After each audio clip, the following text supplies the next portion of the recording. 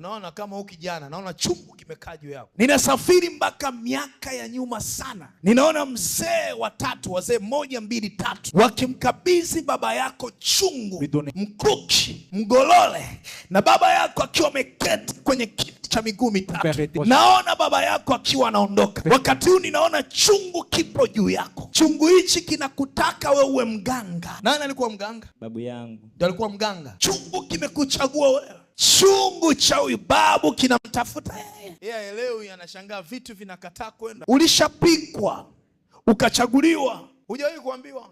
Nilishawahi kuambiwa kwamba natakiwa kuwa mganga. Yes. Kwa hiyo unashangaa kwa kadri unavyotaka kwenda huku vitu haviendi. Nyosha mkono wako juu. Okay, njoo hatua 5. 1. Njoo tu. Ya 2. Yes.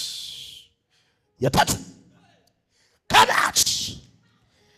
Come out. Sema come out. Come out. Piga ya 3, piga ya 3. Yes. I command you, do it now. Yes. Yes. Yende, piga. In the name of Jesus Christ. Dans le nom de Jésus. Hey, ya 5, piga. In the name of Jesus.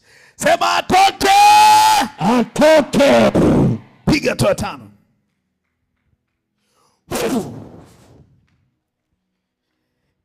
Jesus name.